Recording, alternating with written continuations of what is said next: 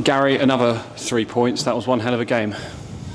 Yeah, not the game we probably wanted in the second half. I thought we should have been leading at half time. We controlled the game first half, created 2 big chances, in my opinion, that if they're goals then the game's totally different. But second half it just became a bit like a game of basketball, and that doesn't suit us.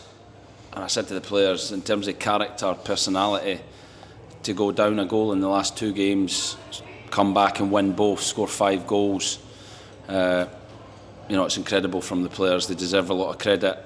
There's a lot of kind of tired bodies in there because we really had to dig deep, and they've delivered. So fantastic 3 points, areas we can definitely work on and get better, but delighted for the players, and we roll on to Sunday.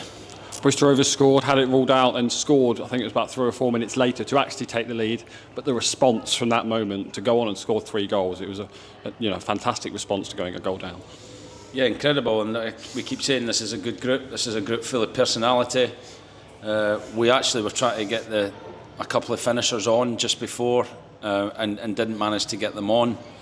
The team just needed a bit of energy, and I thought all the finishers, Jake, Cammy, Vinny, and help me out, Jake, Ben Purrington. Ben, yeah. I thought they did brilliant, and that's, we said the squad's going to be needed all season, especially over this Christmas period, and today, the finisher came on and really added something to the team. You've had to make defensive changes. Serene's injured, Tristan injured, had the back 3 today, and my thoughts on Jack Fitzroy. Every time I talk about him, it's a positive. But he's got a goal today as well to sum up a man of the match performance.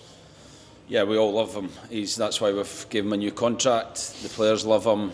I just said to him in the change room, your professionalism and the standards you set every day are what's going to kind of show on a match day. And he never lets himself down. He's always there in terms of the training. He's right up there with the performance levels, the physical. He's in the gym, he does everything right, and when you do that in football you normally get the rewards, and delighted for him. Whenever he's been called upon this season, he's been outstanding. The team we finish with is a depleted team. I hear managers every week moan about players being injured and this and that. I think we try and do it differently. We back the squad, we back the players that are coming in, and I believe in every single player. Obviously, I can only pick 11, but when players have been out and players have had to come in to the team, they've been outstanding, and they've got us another huge result, and we have to recover, we have to patch everyone up, and we have to go again on Sunday. How do you think that back 3 did today? It's not a back 3 we've seen this season. You've almost been sort of forced into it, if you like. How would you rate it?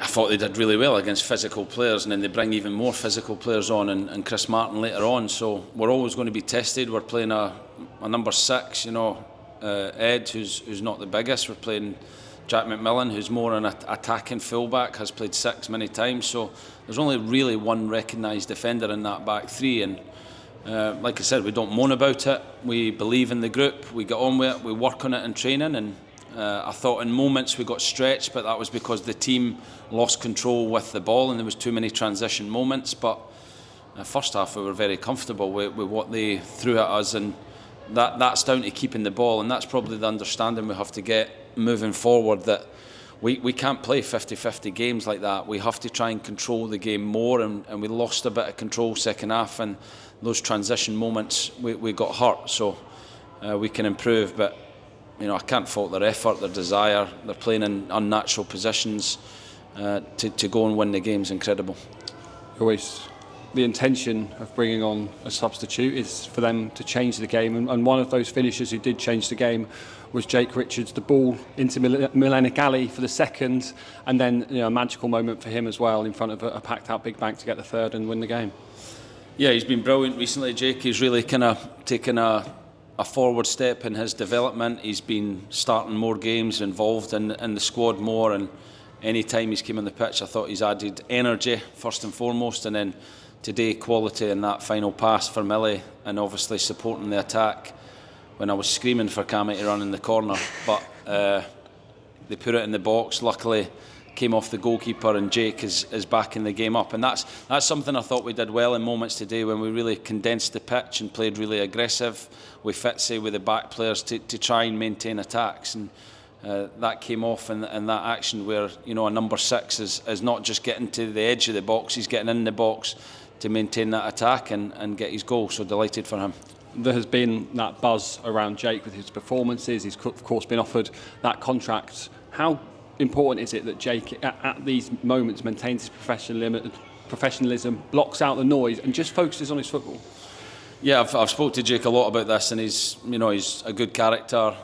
He's got good parents who, you know, he knows what he's going to need to do in his career.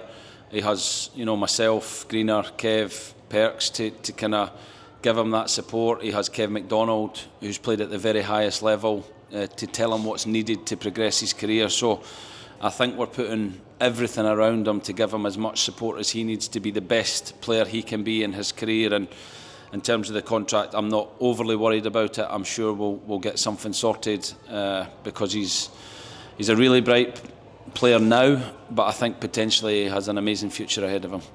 Of course, a sellout crowd here at SJP, and under the lights as well, if you like. As it got dark, it was a special place, and it felt like a really special place right at the end.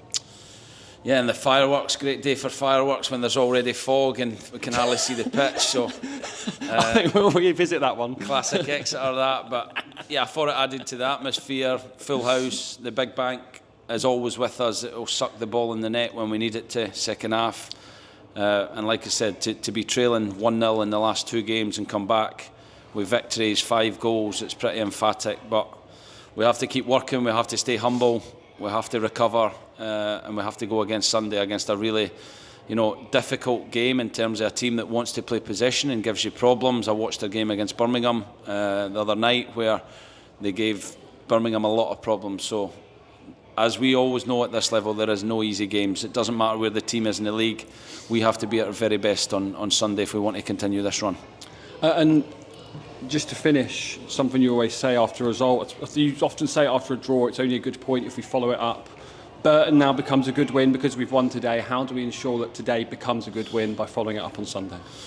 Yeah, that's what we spoke about a lot as a group, consistency, not just in results but in performance levels, and always striving for more, always looking at the details where we can be better, that we are, you know, never the finished article. We have to remain humble, we have to work hard, we have to keep taking information and try to improve individually, unit, team. It's a never-ending process where we have to keep improving, but these 2 results have put us in a fantastic position, and as I keep saying, the second half of this season could be so exciting if we, you know, keep our feet on the ground, keep working hard, and keep trying to progress as a team. Then there's so much to look forward to. Thanks very much, Gary, and a very Merry Christmas that was. Thank you.